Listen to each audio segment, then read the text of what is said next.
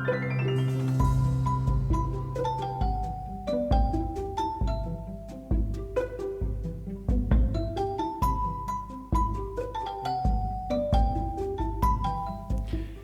everyone, and welcome to the Switch Statement Podcast.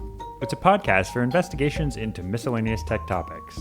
This is episode 8 in our series on the design of everyday things by Don Norman.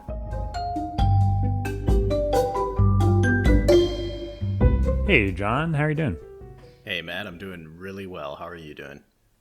I'm not doing great. So, Oh, no.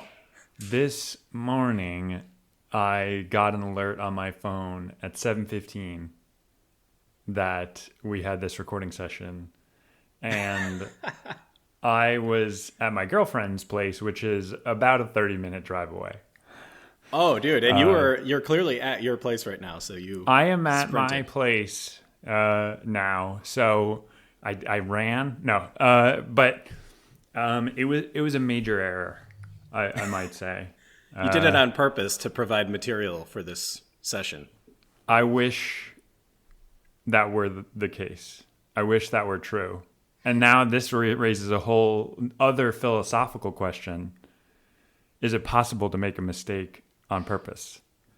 That's what I was just about to say, because it seems like the author would argue that mistakes are impossible. It's design problems. There's only design problems. He does. Yes. He does touch on this, where like people are truly at fault. Oh yeah, yeah. But But I was going to ask you: was there a design problem that contributed to your mistake? Like maybe Calendar could have told you last night, like, "Hey, I think you're about to forget." yeah, my mental framework does not allow me to assign blame to anyone but myself for anything. You must be from Michigan. I think I secretly am from Michigan. I have never been. Well, I've been to Michigan once, but there's some Michigan in my blood. Just to take a step back, as you may have gathered, this whole chapter is all about errors and why they happen as a result of a design and how to minimize them. So, Yeah. The title, is this the title of the chapter? Human error? ? No, bad design. Is that the title of the chapter? That is the title of the chapter. Okay, because I wrote that in my notes. I didn't know if that was Yes. just me editorializing. The first thing that struck me in this chapter, and I know I'm an engineer, I am biased, but the author is very biased in the direction of user error being less common than we think it is, which I think is a fair stance to take. But I would also push back, argue the contrarian side, which is if you are designing something that is even remotely non-trivial, you're always going to reach a point where you have to make compromises, design compromises. And a lot of those compromises will affect the user experience. Yeah. And it's usually, because of the common trade-offs that we're all used to, cost, you only have 4 engineers to work on this, so they can only produce so much. So you just need to decide, like, oh, we're going to cut that really amazing signifier that might, prevent some mistake. So anyway, I know, like, I don't want to beat a dead horse. We've discussed this exact thing before, but I just wanted to preface this entire chapter with my engineering opinion. Well, just to put numbers to his opinion, he says he thinks roughly 1 to 5% of errors are actually human errors. Yeah. That just strikes me as low. Agreed. He has this other quote, which is that the estimates range between 75 and 95%. And that sounds way too high to me. But anything less than 20%, I think, sounds a little low for human error. We're just not going to be able to design completely perfect objects and software. It's just that can't be reality. So it's all about trade-offs, and it's like, yeah, right.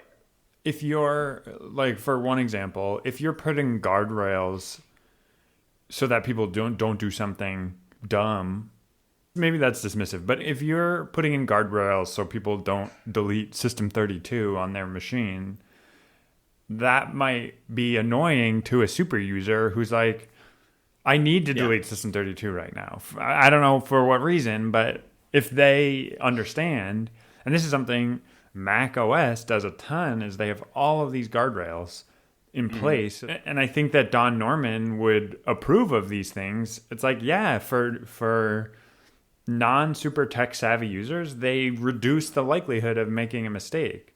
But then for people who want to do something very specific or precise with the machine, it actually like makes the user experience worse, I think. Yeah, actually, and I feel like this is something that Don Norman doesn't talk about. You know, like operator expertise reaching the point where all of this cushioning is just annoying. And this is something I discuss with my peers all the time at my job, because a lot of what I do is talk about like, you know, new processes that could potentially be added to like our entire team, which is like 150 people or so. And we are very hesitant to add any new process. Even if we think there could be some benefit to the process, we are super hesitant to introduce it because it's just this additional hurdle that like every single person is going to have to jump over. Oh, So it's trade-offs, like you say. Like every single decision you make has trade-offs. One of the things that I like that he does is he keeps on coming back to this action framework where there's the layers of processing. You know, we've talked about this in a previous chapter where there's kind of this planning layer. I should make sure I'm using the right terms here. This is the diagram where it's like a planning layer, and then there's like 3 boxes, which was basically like formulate a plan. I can't remember what the exact words are.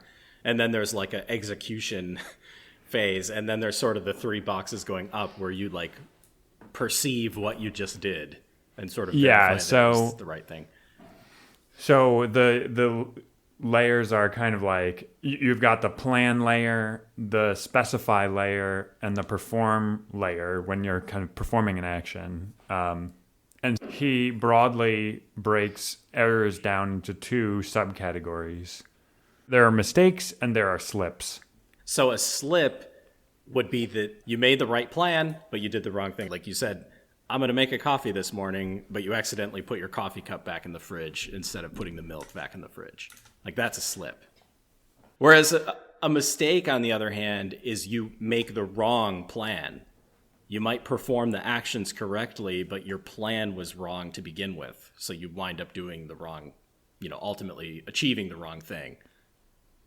Which this one feels a lot fuzzier to me because let's say you have a misunderstanding of the state that the system is in.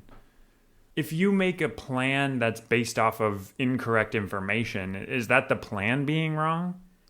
Yeah, I guess it would be. Yeah, so that would be a mistake. Right. And so basically having an incorrect kind of world model that you use to construct a plan is kind of like, because I guess my point is like, let's assume that world model is true. Like maybe the plan is great, you know what I mean? But like, you know, the information on which the plan is based is incorrect. So that's maybe I'm splitting hairs here, but no, it's an interesting distinction. I don't think he talks about it because I feel like in the book it's suggested that, you know, you made the wrong plan, and they don't really give the reasoning for why you made the wrong plan. Like, and if you misunderstand the state of the world and make the wrong plan versus the state of the world that's perceivable to you leads you to making the wrong plan, those would both be mistakes. They're subtly different, but both mistakes. Yeah. I feel like in the postmortem, the latter looks better for you. Where if you say, oh, this tooling showed this value, therefore the tooling was providing me the incorrect result, which caused me to create the wrong plan.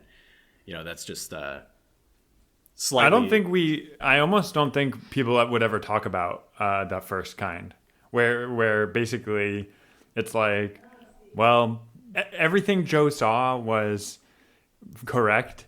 Yeah. And he just decided to do something absolutely bonkers. Like Right. you're never gonna like see that in a postmortem, or it's gonna be like Joe did X, Y, and Z, and like that caused this other thing. We're not gonna be like it was insane that Joe decided Yeah. to do X, Y, and Z. Which is important. Like we've talked about this before, but blameless culture is really, really significant in our industry. And it's also really important to this whole exercise because Joe did do something insane, but there might be problems you can fix. And this almost goes back to the whole guardrail thing where maybe there's a guardrail you can add. Maybe there's like a modal that you should pop up that says you're about to delete production. Do you want to continue? And you have to click yes, no. And yeah, that might annoy a power user, but it might prevent another postmortem. So yeah, it's all trade-offs. It's funny because I do have this cognitive dissonance where I do believe in those checks, but I think they can be at different levels.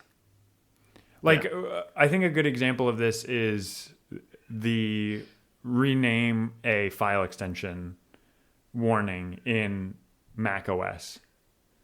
I just don't believe that I would ever like accidentally touch the file extension unless I really wanted to. Yeah. Also, like, it's the kind of thing where it's like, I also feel like the worst case scenario there for me is like not that bad. So it's like, even if I do that wrong, it's like, I have faith in myself that I can like get myself out of that kind of thing. So that's a kind of like warning that is an irritant to me. Yeah. But like I do believe in kind of things like checklist manifesto where I love checklists. it's so funny because there's this tiny little bit of structure in at our company, which is there's a default pull request. If you're not familiar, if you use GitHub for your code, whenever you're making a change, you create a pull request, and there's this default description that gets put in there. And in that default description, there's a section that says tests, and there's like one default bullet point that gets put in there to, oh, did you check this thing? And it's like, first off, just the fact that there's a section that says tests has saved me so many times. It's like, even when you have a very short checklist, like I feel like it can be very useful. Very useful, very powerful. Yeah, even for processes where you know what you're doing. Yeah. Because if there's a process that's more than 3 steps, I will forget a step. Like there's just no doubt in my mind that I'll just miss a step. And that's why I use checklists all the time. I love them. Like we do these things called production reviews. Mm-hmm. And I literally we wrote up this whole document on like kind of how to do a production review. There's all these things you need to look at, like monitoring and alerting and all those things. And I literally created this checklist that people can just copy into whatever, a doc or something, and just go through it. And I think just makes the whole process way easier. I wanted to mention something that you brought up earlier, which is it's all these cushions that we add to software, guardrails to prevent people from accidentally doing the wrong thing. And he mentions this thing in the book called deliberate violations, which I just wanted to talk about because I wanted to get your take on this. Like, I feel like I see this all the time where, engineers design some amazing, like, let's say permission system or like user and group system. Like I would say Linux and Unix is an example of this, where it's an extremely powerful system and you can set these fine-grained permissions on all these facets of your software. And if you understand it, it's very powerful. But what I see a lot of engineers do is just running sudo all over the place, not like setting proper groups on things and running commands as like a group that should be doing that. Just running sudo all over the place, which, there are times where you do need to run sudo, but I think it's a case where, a guardrail was designed in such a way that it's hard to understand. So people are just constantly doing deliberate violations. Man, you've just awoken this dormant memory of mine from my first internship at Google. I have no idea what I was trying to do, I was being restricted from doing it. And then I think I did something like sudo su, which is even like this next level of like, okay, just give me everything. I want it all. Because sudo su gives you a root shell. So you can just get yourself into all sorts of hilarious just shenanigans. So but I told my nearby like wise elder like, oh yeah, I solved this problem. I just did like sudo su and like whatever. And then he's like, are you kidding? Like you just like walked up and just like, all right, boom. But all of my experience was on my own machine up until that point. And I think this exactly gets back to your point where you're saying like, you haven't even internalized it as something you're not supposed to do because everyone was doing it all of the time. Exactly. Like in university, you're just constantly being like sudo blah, sudo blah, sudo blah. And I think that is a failure of design in the system because it's like, if you constantly have to do sudo to do things, like something is weird. Like that should be a very rare thing that you're doing. And I think, I mean, I'm not using Linux much these days, but I don't feel like I have to run that as much.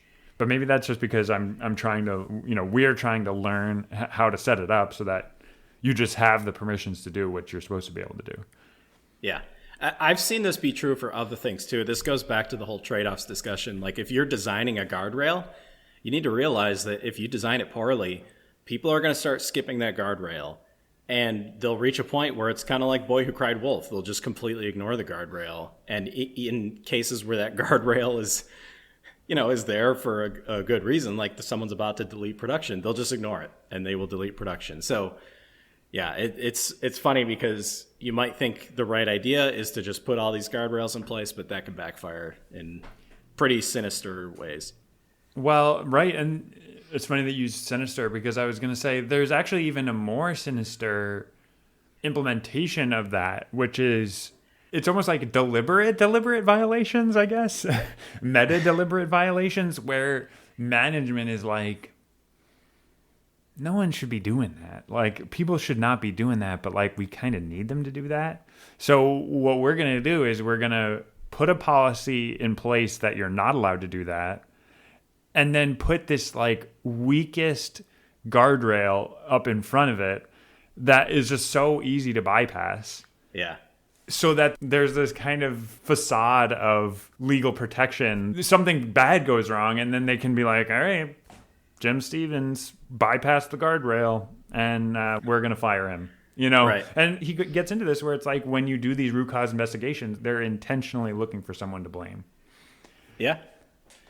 No, that's the thing. Yeah, like management puts these things in place, which is basically a CYA for them. Yes, they can yes. just blame the employee, which is sad. Well, what do you say we stop there? There's still a lot to talk about for this chapter. There's like the classification of slips and mistakes, but maybe we can cover that. Yeah, to be continued. Yeah, tune in next fortnight for the exciting conclusion. Yeah, for the types of slips and types of mistakes. All right. Well, I'll see you there, John. See you there.